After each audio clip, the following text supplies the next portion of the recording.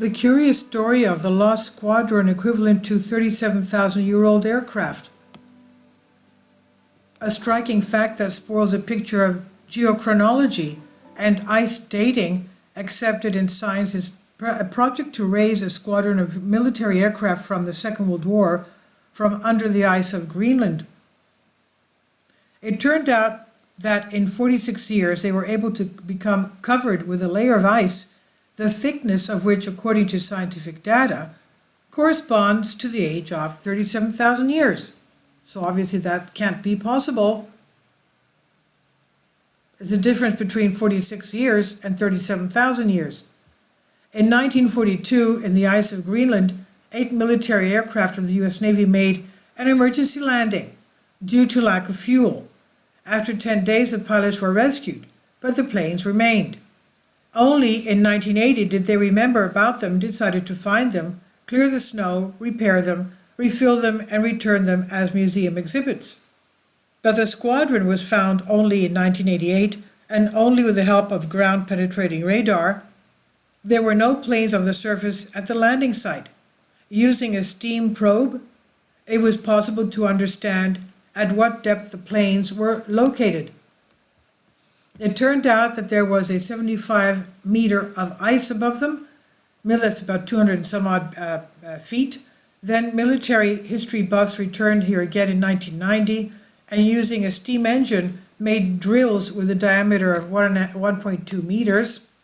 Having reached the first plane, a Boeing B-17 Flying Fortress, the crew realized that it was completely crushed by the ice. They had to return with nothing, but later someone remembered that Lockheed P-38 Lightning fighters are smaller in size and have a more durable hull, and they have a chance of remaining intact under layers of ice. In 1992, the next expedition returned to this place again and was able to lift in parts another aircraft which was better preserved. It took 9 years to restore it, and it was even able to fly in 2002 at an air show. $3 million was spent on the project. An exciting and large-scale effort to preserve history, although it's not about that.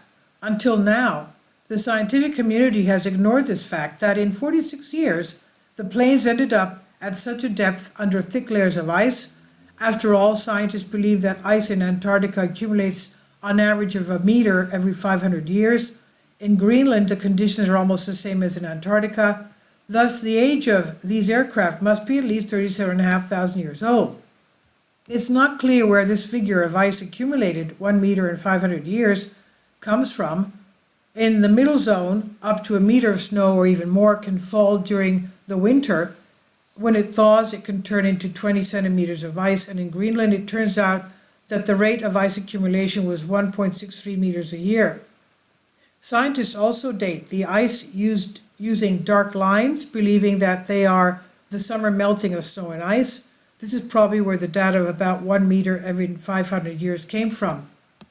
For geology, the mysterious Squadron case is a very inconvenient fact, which made it possible to experimentally understand the age of Greenland ice. Let's recall that on the Peary-Reis map and other similar maps of modern times, Antarctica is depicted without ice. Perhaps Greenland was also without ice, but how did these continents become covered with such an ice thickness in a relatively short period of time? It turns out that they are very young, and the name Greenland, green country, was given for a reason, perhaps. This is on Soul Ask. Please leave your comments. Thank you for your support. Please support my Patreon account.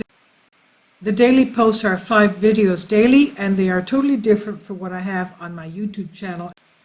Thank you so much for your support and that you find all my content so interesting. You'll find the Patreon account details in the description box below.